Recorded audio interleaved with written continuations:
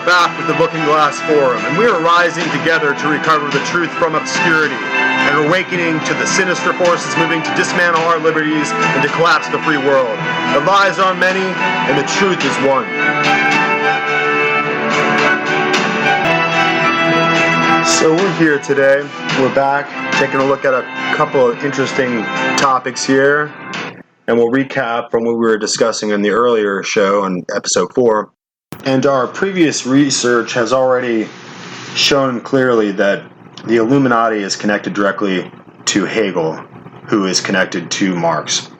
And this is not something that we are supposed to know historically, since these closed associations were conducted covertly, and they're supposed to be issues that are kept secret. But in Hegel's time, we can see that the Great Terror that broke out in France was a direct consequence of radical, violent revolt incited by the occult associations and illuminated lodges.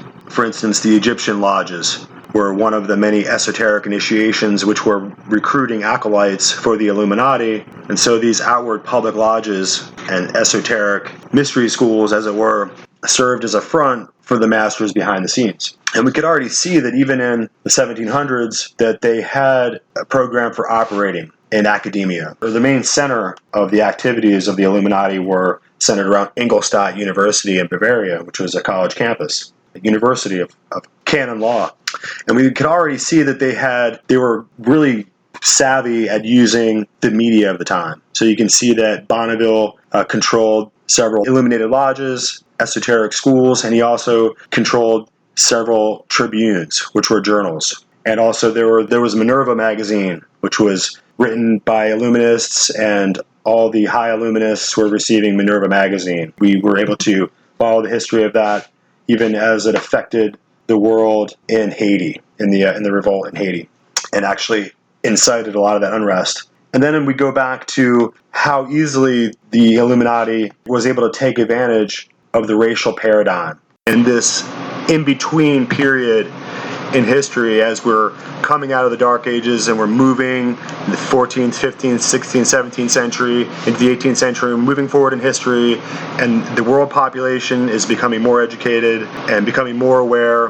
Gutenberg's printing press is printing out, Shakespeare is printing out his plays, and the King James Bible is being printed out in mass for people to consume in their own homes, and knowledge is proliferated everywhere during this Renaissance period. You can look at the art in Florence, you can look at the outbreak of the science and technology, and so the shadow of the Dark Ages is breaking, and humanity is rising to a new level of awareness. So the slave trade is going on the ash heap of history. And in that place where some of the world is arriving at a conscience about slavery, and in many cases, like in the early colonies, in the early states, many Protestant-controlled states in America are going to just outlaw and ban slavery right from the outset. And in other places in the world, slavery still exists, like in San Domingo and in the southern states in America. So in this transition period, the intelligentsia from Bavaria are able to seize on this moment to create a radical uprising and a violent revolt. And they were able to capitalize on this political unrest and the political unease within the United States to exacerbate the Civil War. We'll look at that more later in later episodes. And we can see that as the French Revolution is overturning the monarch of France, and the streets are being controlled by violence, and the mobs are burning and looting France, we can see that they are restored to order again under a military dictator, namely Napoleon Bonaparte. The monarchs of Europe are going to try to take advantage of the Civil War and French intervention in Mexico during the Civil War between 1862 and 1867. The French Emperor Napoleon III maneuvered to establish a French client state in Mexico, and eventually installed Maximilian of Habsburg, Archduke of Austria, as Emperor of Mexico. Stiff Mexican resistance caused Napoleon III to order French withdrawal in 1867. The American Revolution had taken place far away from Europe and far away from powers of the monarchy and the armies of Europe. And the monarchs of the old world in Europe are in a frenzy to bring this heretical Puritan and Baptist Republic of America to ruination. But as if by some divine providence and against all the odds, America still stands. And you have to remember that France had French holdings in the southern area of the North American continent. So later will be the Louisiana Purchase. And so the French were establishing a lot of forces in Mexico, just as the British were trying to marshal their forces north in Canada, and they were preparing themselves to take over big swaths of the continent after the American project, the American experiment of free men would ultimately collapse. And as we discussed before, the powerful Russian Navy would remain positioned to defend America on both the east and the west coast, as the national body politic within America is engulfed in civil carnage and bloodshed. And it would behoove the Tsar to defy the monarchs of Europe, many of who were his enemies. And if we look, it was Tsar Alexander II who had a huge conflict with the Jesuits and had actually banned them out of all of the Russian territories because they were so political and they were operating with political machinations against his authority and were plotting to overthrow him. And we would see that actually come into fruition later on with Marx and Engels and Trotsky and Lenin, who would actually travel to Russia to take advantage of the unrest there and to overthrow the Tsarist regime for good. Just in the same manner that happened to King Louis during the Great Terror, when him and Marie Antoinette, the Queen, were guillotined in the streets. You can see that it's the intention of the Illuminati to overthrow the current governmental system in order to replace it with one that's more amenable to them. The aristocracy and the European nobility, which sat and in many ways still does sit at the highest echelon of the hierarchy of the medieval world, defied the lowly orders of peasants and unwashed masses of common man who dared to raise a nation-state dedicated to human liberty and individual freedom and freedom of religion. The monarchs knew only autocratic command and control over their subordinated subjects, who were never free to speak or free to publish their own views, nor were they ever free to own firearms or maintain the religious convictions of their own conscience. Thus, America was condemned as a nation of heretics, slaves, and witches by the Jesuit-led Vatican, by the Council of Trent much earlier on, and later on by the the Church Council of Vienna, which occurred much later in history. So we must view the whole scope of human history in order to widen our gaze so we can see the larger puzzle. Who would control religion? Who would control the world order? Who would control the people? Would the revolt of American free men stand? And it might be interesting to point out also that we have long discussed the rather conspicuous statue of Albert Pike as it sat in Washington, D.C. for so many long years. And Albert Pike was one of the grand masters of the American Illuminati, and he was the designer of the Palladian Rite, or the High Rite, that ruled over the high 30, 31st, and 32nd degrees of the Scottish Rite, which he was a highly initiated Freemason, and also he was a Confederate general who was responsible for actually putting into place and creating the Ku Klux Klan. So he was one of the founding members as a knight of the Ku Klux Klan and as a knight of the Rosy Cross and the Freemason orders. You can see that the theme of knighthood or Templarism is a recurrent theme, and we have to understand that to be papal knights. Those are knights who are under the command of the Pope and who serve the purpose of the Pope. And Templarism ultimately is the concerted effort of all the king's men, as it were, or the Pope's knights, to ultimately control the Temple of Solomon, which is in Jerusalem. And it really refers back to the Crusade Wars and the fight against Saladin and the Muslims as they fought to control the Holy Land, or to fight the Holy War, or to fight the Holy Crusades and control Jerusalem and to take it from the Muslims. Of course, this has long been their design. And today you can see that they have a pretty good hold on it. They have brought back the labor Zionist Socialist Party of Jews to come back and to live in the land, but they also have a dialectic in place, so you're going to have the land split in two for Muslims and Jews both to call it their homeland. And so it keeps a perpetual agitation and a perpetual conflict in place. And so we think that it's obvious that is by design. And so it stands to reason that the very conspicuous Albert Pike statue was placed there long ago as a forerunner for the chaos that's being created today. And it was situated there to be a very conspicuous target for those who would become educated later on about these matters relevant to the freedom of the slaves. And I think they looked forward and they saw that eventually there would be a social convulsion over the issue of slavery in the past, and that it could be utilized just as it was in Haiti and San Domingo to create a revolt. And so they had always kind of sought to create a rivalry and a discontent among peoples. And even the writers of the Constitution, the early forefathers, knew that as we approach Abraham Lincoln and the Civil War, they knew that when they gave emancipation, that there would be a dilemma in trying to help men step from abject slavery and bondage into the status of free men who would have to be self-sufficient, have to learn to read and write, and to make it on their own and survive by their own hard work rather than being under the protection of the plantation masters who had taken care of. Whether there was sufficient care taken, they had always been taken care of and cared for, almost like you would imagine people who are made dependent on food stamps and housing funds and Section 8 financing from government sources, how difficult it would be for them to earn the extra cash to take care of those extra expenses. It's the same kind of dependency. So as the men who are enslaved are going to be made free, they're going to no longer have, a lot of them are really just going to become paid employees and work on the same plantations that they were born on. And so the ability for men to develop and rise and to be educated and to teach their children, to have generational influence over time so that they can build a successful people in the land. I mean, this is before the idea of blacks and whites being married was ever even coming to be. I mean, obviously Thomas Jefferson had thought of it and found that black women were intelligent and handsome to look at, but on some level, the European populace and the sub-Saharan African populace that was in America at the time would ultimately have to learn how to rectify this master and slave dialectic, as Hegel discussed it. And so that's where we're at today. So I think that it's interesting that the Albert Pike statue was targeted and destroyed, and that President Trump said that he would put it right back up again, even though he was a Confederate general who created the KKK, who was a high Illuminati agent and was responsible for building the ranks of Scottish Rite Freemasonry in the high degrees that controlled them above the 33rd degree. So, and that was where you get to the Illuminati. So let's go ahead and take a look here. I have a very interesting book here. And so we have to ask ourselves, how does the old world order organize itself to influence the structures of self-government and representative democracy?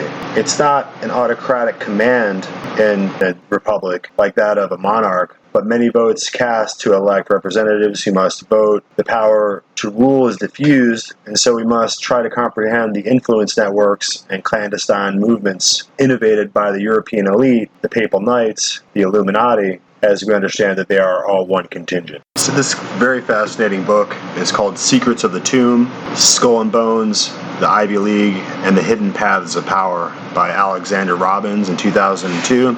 And if you go on the internet and look on C-SPAN, she does a very interesting in-person discussion of the book too.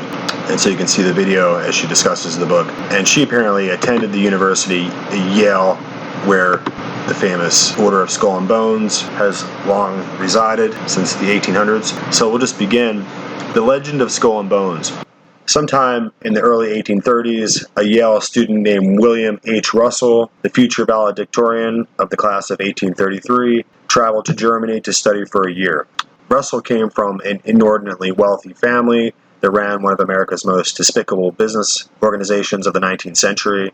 Russell and Company was an opium empire. Russell would later become a member of the Connecticut State Legislature, a general in the Connecticut National Guard, and the founder of the Collegiate and Commercial Institute in New Haven. While in Germany, Russell befriended the leader of an insidious German secret society that hailed the Death's Head as its logo. Russell soon became caught up in this group, itself a sinister outgrowth of the notorious 18th century secret society, the Illuminati. When Russell returned to the United States, he found an atmosphere so anti-Masonic that even his beloved Phi Beta Kappa, the Honor Society, had been unceremoniously stripped of its secrecy. Incensed, Russell rounded up a group of the most promising students in his class, including Alphonso Taft, who was the future Secretary of War, Attorney General, Minister to Austria, Ambassador to Russia, and father of the future President William Howard Taft. that we might add that William Howard Taft would also go to Yale and become a skull and bonesman. And we continue. And they, out of vengeance, constructed the most powerful secret society that the United States has ever known. The men called their organization the Brotherhood of Death, or more formally, the Order of Skull and Bones. They adopted the numerological symbol 322 because their group was the second chapter of the German organization founded in 1832. They worshipped the goddess Eulogia, celebrated pirates, and plotted an underground conspiracy to dominate the world. Fast forward 170 years. Skull and Bones has curled its tentacles into every corner of American society. This tiny club has set up networks that have thrust 3 members into the most powerful political position in the world, and the group's influence is only increasing. The 2004 presidential election might showcase the first time each ticket has been led by a bonesman. That was the Bush-Kerry election. Both Bush and John Kerry were skull and bones.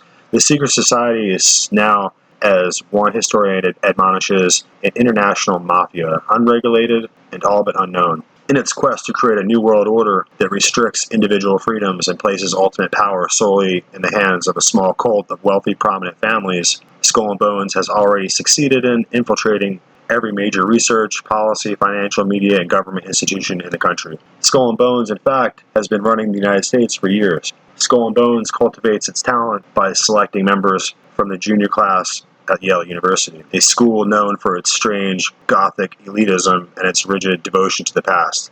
The society screens its candidates carefully, favoring Protestants and white Catholics with special affection for the children of wealthy East Coast Skull and Bones members. Skull and Bones has been dominated by about 24 of the country's most prominent families, namely Bush, Bundy, Harriman, Lord, Phelps, Rockefeller, Taft, and Whitney among them, who are encouraged by the society to intermarry so that its power is consolidated. In fact, Skull and Bones forces members to confess their entire sexual histories so that the club, as eugenics overlords, can determine whether a new bonesman will be fit to mingle with the bloodlines of the powerful Skull and Bones dynasties. A rebel will not make Skull and Bones, nor will anyone whose background in any way indicates that he will not sacrifice for the greater good of the larger organization. As soon as initiates are allowed into the tomb, a dark, windowless crypt in New Haven with a roof that serves as a landing pad for the society's private helicopter, they are sworn to silence and told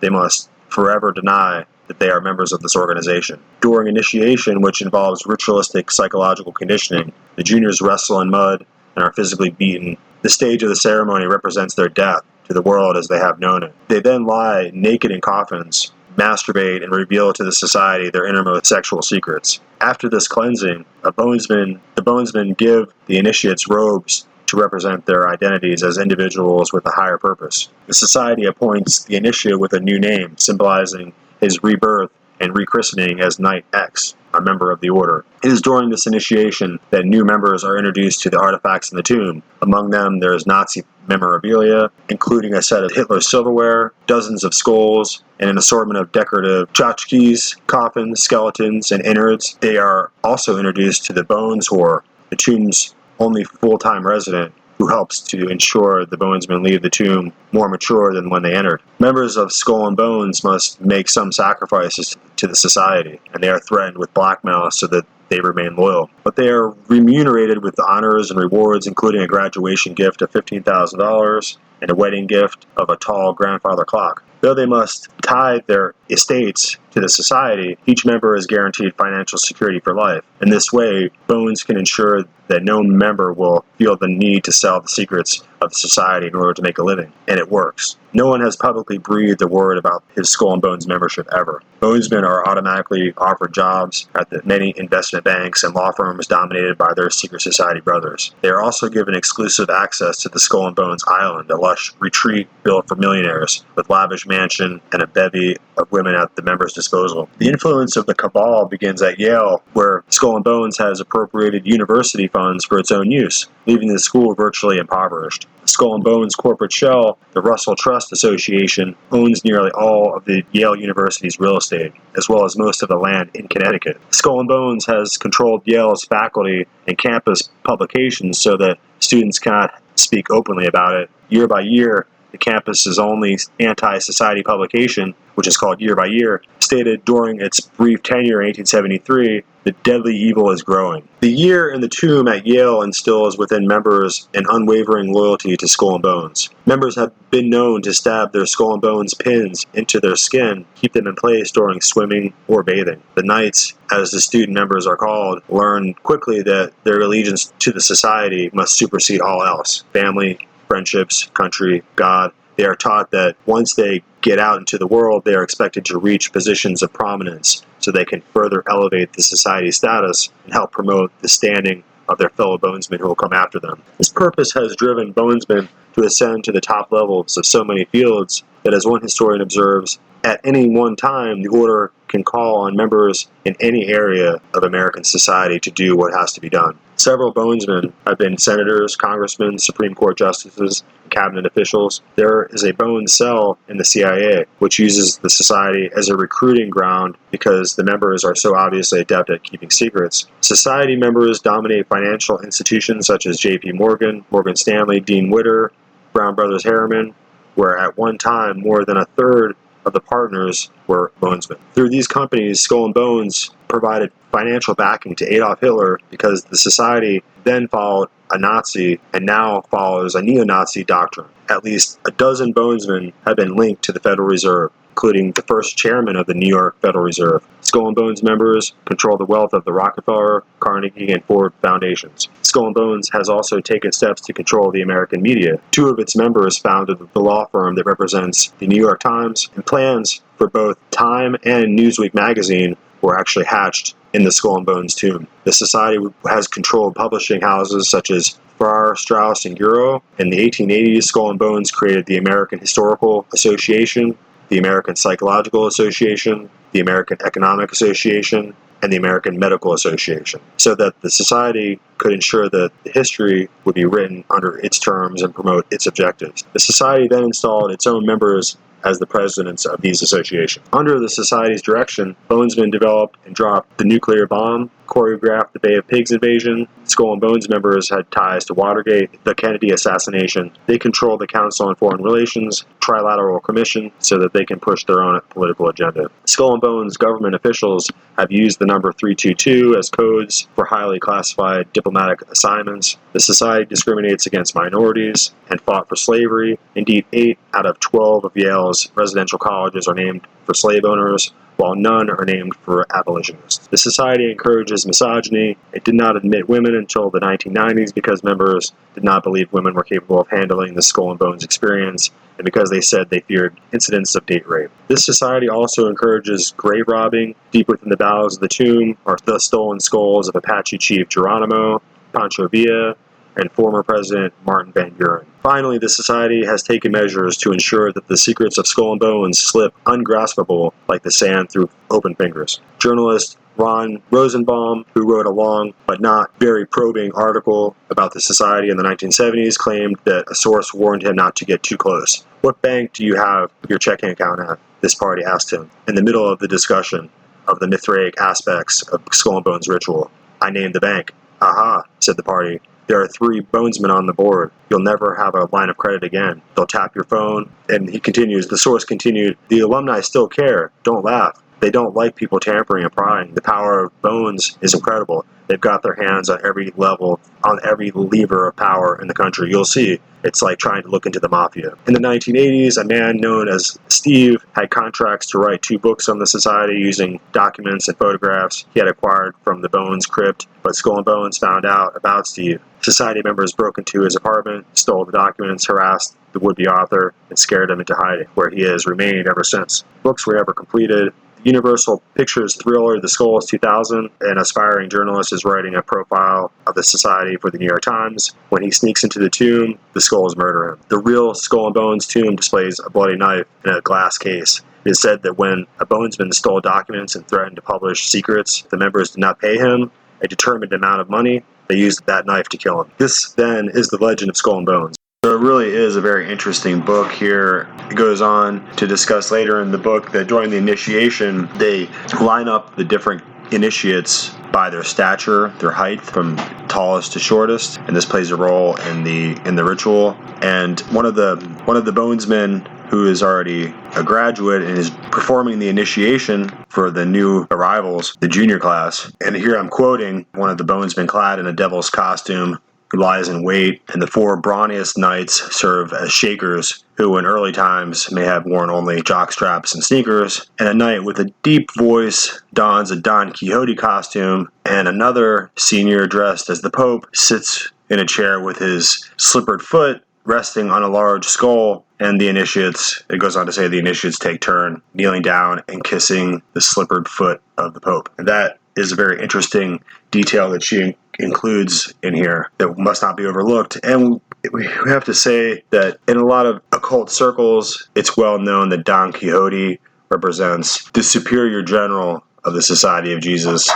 You might remember that Don Quixote does play an interesting role in the movie The Ninth Gate, which is an occult movie. And we might also point out at this point that Skull and Bones really represents the junior initiation into the Knights of Malta. And it's not difficult to look on the internet and look up a chart, the structure of Freemasonry, and you can see that it shows both sides of the steps, the Scottish Rite side and also the York Rite side, which has 9 degrees, and at the very top, the 8th degree is called the Order of Knights of Malta. And so you can see that these initiations, whether through Skull and Bones or whether through the York Rite Lodge or the Scottish Rite Lodge at the highest degrees, are really knighthood orders. And at that point, you're not only entering a degree within a club named Knights of Malta, but you're actually entering the Order of the Knights of Malta as an actual papal knight. And as we continue here, I might just point out that these are not our words that we were discussing earlier. These are the words of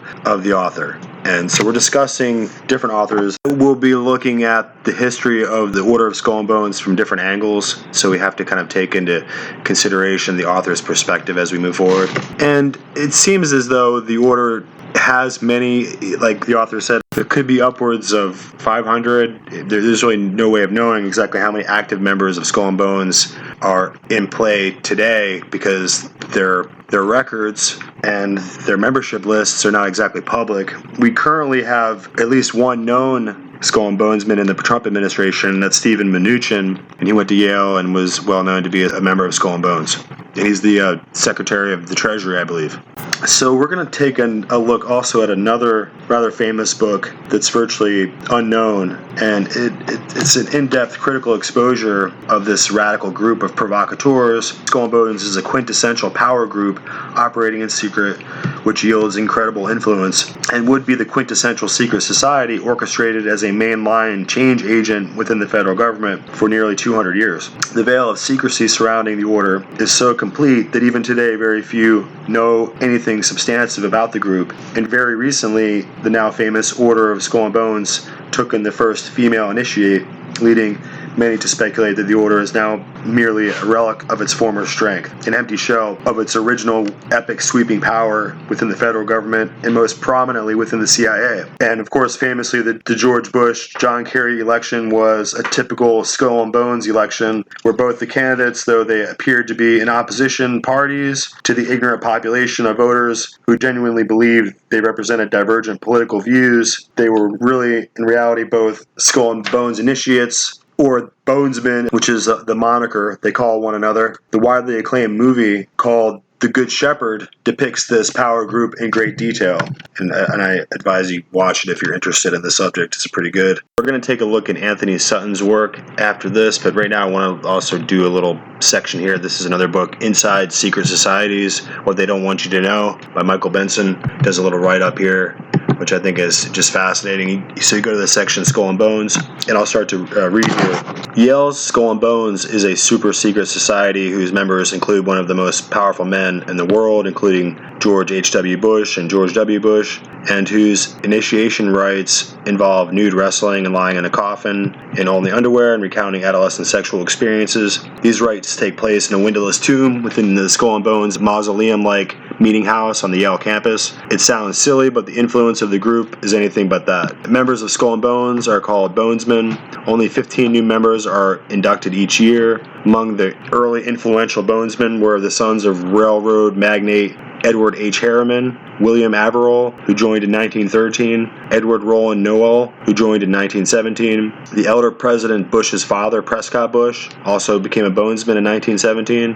Bonesman McGeorge Bundy, who joined in 1940, and was National Security Advisor to President John F. Kennedy and Lyndon B. Johnson, as well as the president of the Ford Foundation from 1966 to 1979. Later members have included Frederick Smith, the founder of Federal Express, Richard Pershing, the grandson of General John J. Pershing, who was killed during the Tet Offensive and the Vietnam War. Many bonesmen have gone on to become officials for the Central Intelligence Agency. Skull and Bones began in 1832 at Yale University. So we'll go on to page 194. Though more than 170 years old, there have been fewer than 2,000 bonesmen in total.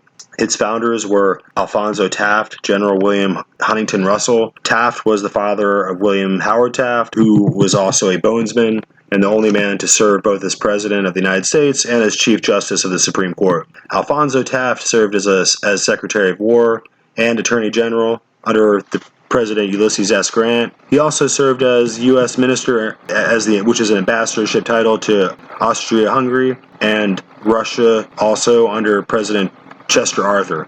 The Tafts of Cincinnati, Ohio, were not a religious family. If pressed, the family said that they were Unitarian, which merged various parts of different religions. General Russell came from one of Boston's most respected families and served with the Connecticut legislature. The Russells, it is said, initially made their fortune in the slave trade and later on by smuggling opium into the country.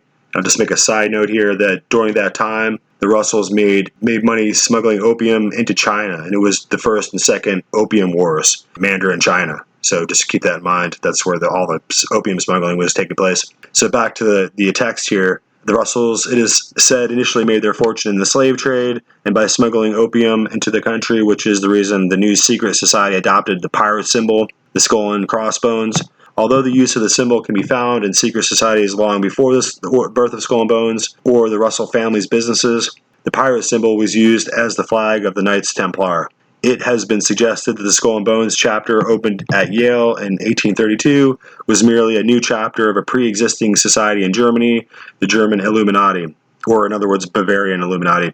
So back to the text. Many of the Skull and Bones initial rituals and symbols are similar to those of Freemasonry. Although Skull and Bones does not officially exist, it was incorporated in 1856 under the name Russell Trust. Not all of the group's Thursday and Sunday meetings take place on the Yale campus. Some meetings of Skull and Bones are said to be held at Deer Island, which is in the St. Lawrence River. And he goes on to say that the S is not in the word island, so it's spelled Deer Island, I-L-A-N-D. The S was left out of the word island for unknown reasons at the request of the Bones member. So if you're trying to do a little research on Deer Island, it's Deer Island without an S.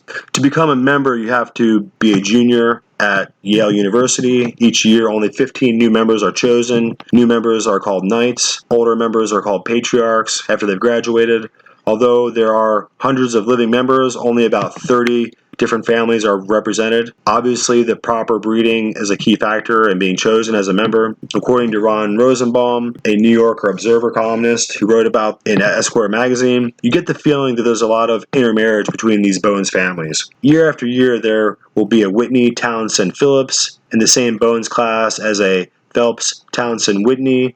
In fact, one could make the half-serious case that functionally Bones serves as a kind of ongoing informal establishment eugenics project, which leads to the question, is there an aristocracy in the United States? Did the American Revolution really deliver us from the domination of nobility? Not necessarily. According to Gary Boyd Roberts of the New England Historic Genealogical Society, 19 U.S. presidents have descended from Edward III. Bonesman George W. Bush, leader of the free world, can trace his heritage back to Charlemagne and Alfred the Great. Rosenbaum, who lived next door to the Skull and Bones tomb during his years at Yale, goes on to say, what Skull and Bones does is take preppy Prince Hals and gives them a sense of mission. Rosenbaum is referring to the carefree Shakespeare character who goes on to become the heroic Henry V.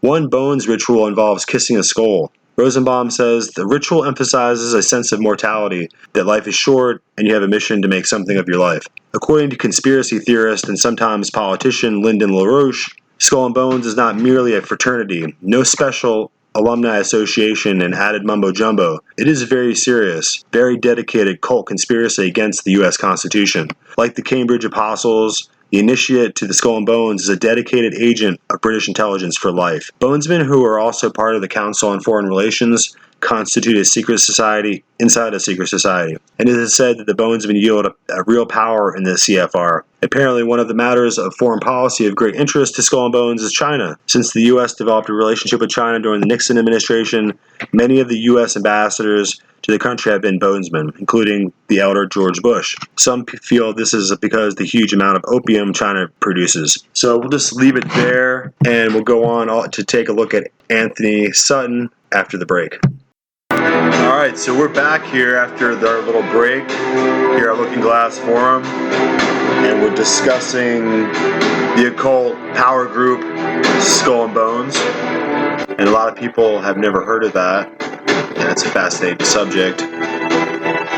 So I want to leave you with a lot of these details, and as we're reading both these authors, so we're reading excerpts earlier from Alexander Robbins' book, and just now we read some excerpts from Inside Secret Societies by Michael Benson. And so when you compare these two authors' work, you can see that they're maybe they've never met, but they're having to go back into the historical record and do their research and come up with the facts. And so as you compare the two authors, you can start to see overlaid, you get a really good definition of what is actually happening there. So we have to move on to an important, maybe a more obscure author, definitely an academic, and who was one of the ones to originally bring out the whole discussion about Skull and Bones in 1983 out into the light of day. And most of these later authors are going to draw from Anthony C. Sutton's books. And if you go on YouTube, even though sometimes they get taken down a lot, you can see Anthony Sutton's interviews. He does some really interesting interviews. And he goes into the depth as a researcher and really untangles what is happening with Skull and Bones. So it's not enough to just know that they went to Yale and that they joined the Order of Skull and Bones, but you have to follow their lives and their trajectory of their careers and to see what Skull and Bones is actually achieving as a group. So we have this nice little write-up here I want to take a look at. It's kind of a review of Anthony C. Sutton's America's Secret Establishment and Introduction to Order of Skull and Bones. This, again, was 1983. So we're going to do a little review of the book, and it has this pre-write-up here.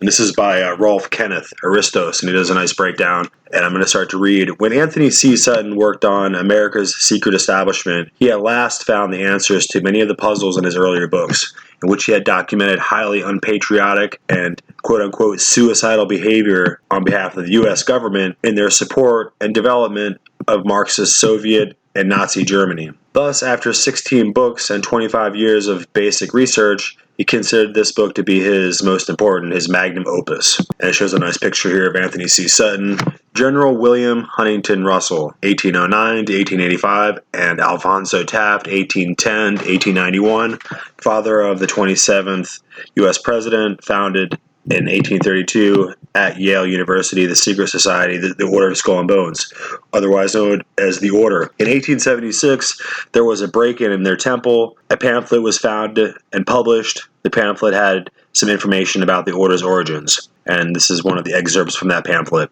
Bones is a chapter of a corps in a German university. It should properly be called not Skull and Bones Society, but Skull and Bones Chapter. General Russell, its founder, was in Germany before his senior year and formed a warm friendship with a leading member of a German society. He brought back with him to college authority to found a chapter here. Thus, Bones was founded. We know that General Russell went to Germany to study at the university in 1831, 1832. And we might point out here that this was the same year when Hegel had died. So it was in this early period of the 1830s when Georg Friedrich Wilhelm Hegel, the famous author, would die and have a funeral, a somewhat elaborate, celebrated, a highly publicized funeral. So Russell was traveling to Germany at this time when he made this important trip to Germany at the same time, coinciding with the funeral and the death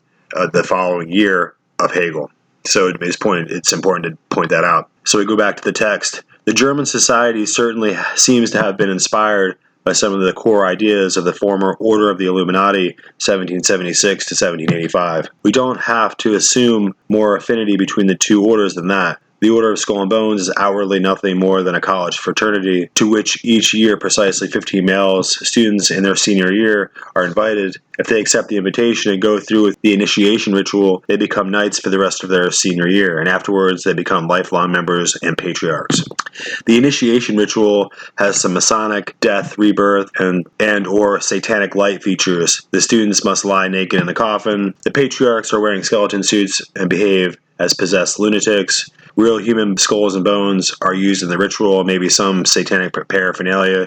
The purpose of the ritual is apparently to create a strong bonding between the members and brainwashed loyalty to the order. The college fraternity aspect of the order is just serving as a recruiting center. The real purpose of the order is concerned with the future of the postgraduates after they leave Yale. The patriarchs have annual meetings at Deer Island, and the Russell Trust Association is run entirely by patriarchs. Each member receives a thick black leather-bound book where all the members, both dead and alive, back to 1833, are listed. Out in the society, the initiates are supposed to help one another and their carriers, but their most important job is their mission to help to transform the American culture and society, indeed the whole world, towards what Sutton has chosen to call the New World Order. This New World Order will be totalitarian, the state will be absolute and supreme, the individual will have no imminent value. This totalitarian view of the ideal relationship between the state and the individual is based on the works of the obscure German philosopher Georg Wilhelm Friedrich Hegel. We were just speaking about him. 1770 to 1831. So that was the year in 1831 when he died, and that was exactly the time, the following year, when Russell would travel to Germany, spend a year going to school there and come back to Yale, and that's when Skull and Bones would begin. The ideas of Hegel pervade the order. Since their totalitarian view is clearly against the U.S. Constitution, such a society would, under normal circumstances, be judged illegal in the U.S., hence their work must be done in secret. Since 1833, active membership has evolved into a core group of perhaps 20 to 30 families. It goes on to reiterate here what we said before, that they had founded the American Medical Association in 1847, the National Education Association in 1857, the American Historical Association in 1884, the American Economic Association in 1885, the American Psychological Association in 1892. And so it goes on to say the order achieved control over the Yale University by 1870. They managed to transform or pervert academic psychology, modern educational theory. John Dewey is involved, economics, history, and several other subjects, by basing them on the Hegelian state supreme foundation. So it goes on to say the Hegelian foundation of these subjects means that the focus is not on individual freedom or on the development of talents and the ability to think and act independently, but to be in the cog in the wheel, to be able to learn how to just serve your part, to go along if you want to get along, quote unquote. The CIA recruits agents and operatives from this order, and some have considered the order to be the cradle of the CIA. According to Sutton, the order has not only been successful in the destruction of American culture, but also in orchestrating world history by the application of the Hegelian dialectical process. This process is well known among intellectuals and students of European philosophy, and it goes like this. A thesis, or A force, always produces or results in antithesis, or B force. This conflict between two results in a synthesis creates an outcome called C force. The synthesis is identical with the new thesis, and in this way the dialectical process goes on. It's kind of a confusing way to break it down, but it's, in other words, using two extremes and causing them to clash with one another, and to use the destruction in that process as a creative process to create an outcome that you want to control. The application of the Hegelian dialectical process takes this form.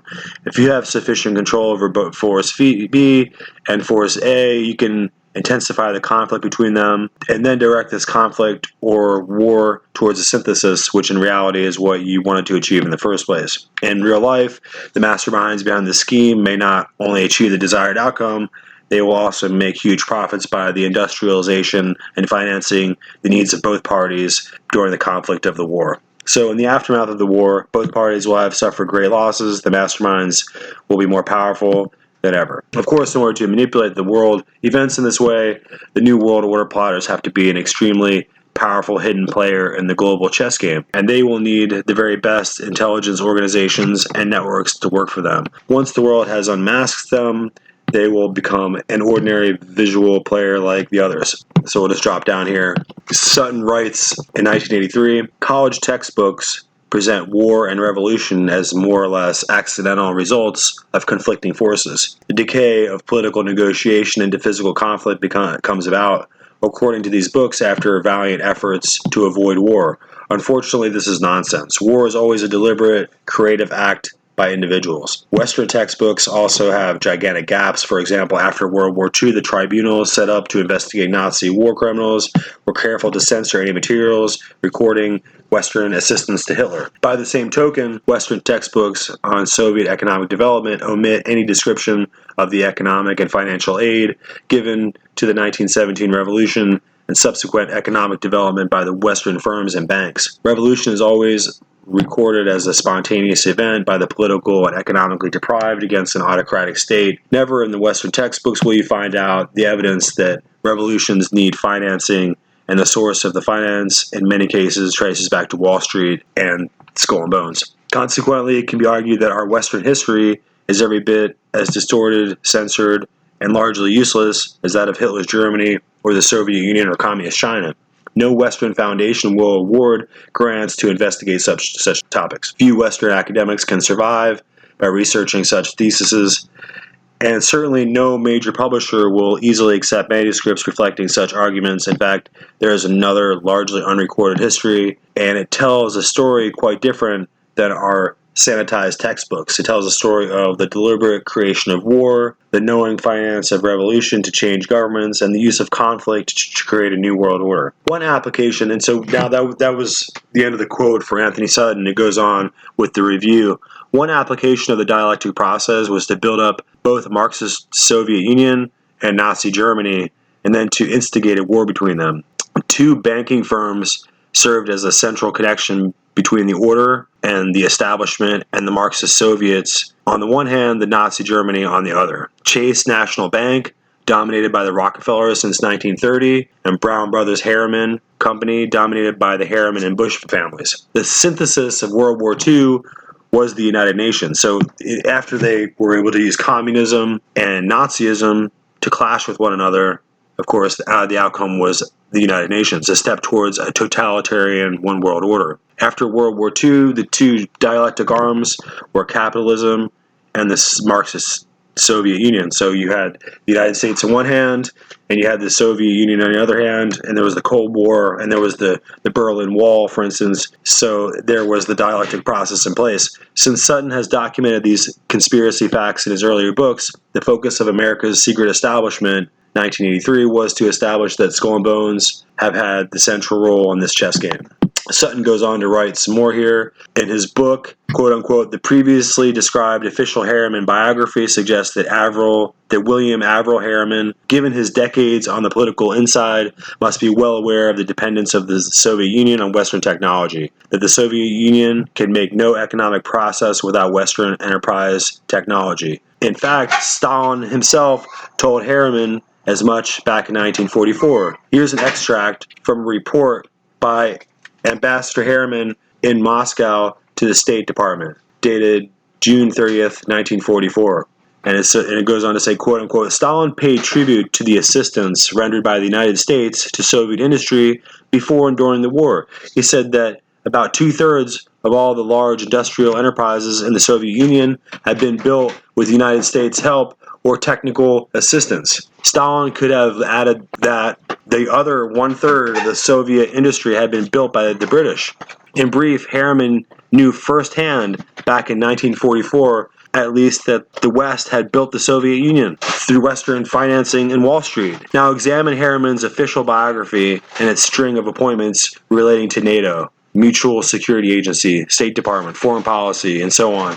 In these posts, Harriman actively pushed for a military buildup of the United States, but if the Soviet Union was seen to be an enemy in 1947, then we had no need to build a massive defense. What we should have done was cut off technology and cut off their technological development. There was no Soviet technology. There was no infrastructure development whatsoever. And Harriman knew there was no Soviet technology available. Furthermore, Harriman has been in the front line of the cry for more trade with the Soviet Union. Trade is the transfer vehicle for technology. In other words, Harriman has been pushing two conflicting policies at the same time: a buildup of Soviet power by export of our technology to them, and a Western defense against the buildup of that power.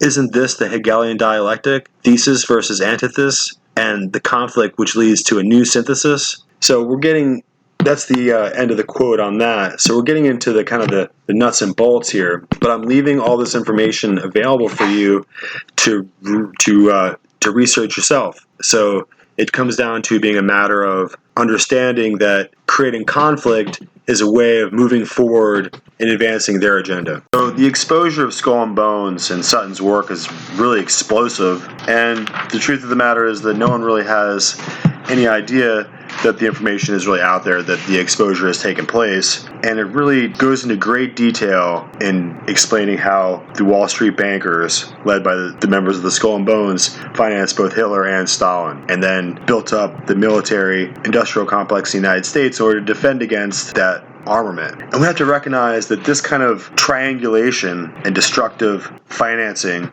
and financing both sides of a conflict are pretty typical. And if you go back into European history, you can see that takes place quite often.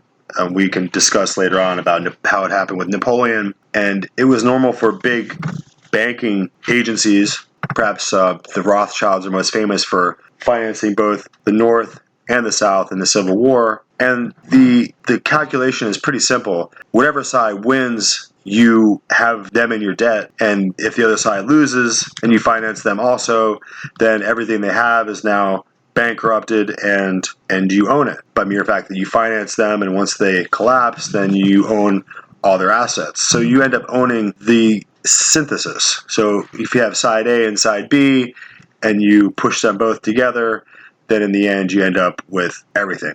We need to recognize that the old order, the old medieval order, and the old European nobility and aristocracy were not going to simply give over the American Revolution and the American colonies to us. The whole scope of the subject matter is complex, and the fields of influence are geopolitical, and they run through many areas of our lives. And the velocity of the progression of history will not hesitate for us to catch up or give us a chance to catch our breath. And it will not give us a head start so that we can do a Google search to get it caught up on the background events. We must be decisive. We must have full orientation before the battle suddenly arrives to catch us unaware and unprepared. America is the free world. In this land, we have captured the lands and the dominions of our previous lords and masters and the kings of Europe. They are in England, and his predecessor now looks on from that same throne. The Queen, even at this hour, prepares to hand the reins of state to a new king, and the struggle for human liberty has never been more exaggerated. The Constitution laid as the foundation for this great nation by men long ago expresses their intention to create a land and a world for their children where they would be free. And in doing so, they would have set this American Revolution in perpetual war for human liberty. And the cause is ours today. It's a philosophical conflict at which we cannot relent. Whether we like it or not, whether we know it or not, whether we shrink from it or not, the masters of the old world order, the aristocracy of Europe, and the nobility with peerages that are ancient, our overlords who are the global elite, the captains of industry, members of the orders of all the papal knights, whose legacy spans 5 centuries back, initiates of today's hidden combinations of Jesuit priests and Illuminati agents. They have long set themselves against this American Republic and have prepared for generations to make an epic ruin of us, and we as a nation are blind to the danger. So that's the end of episode 5. I hope that you'll come back with us, and we have a lot more to get through. See you next time.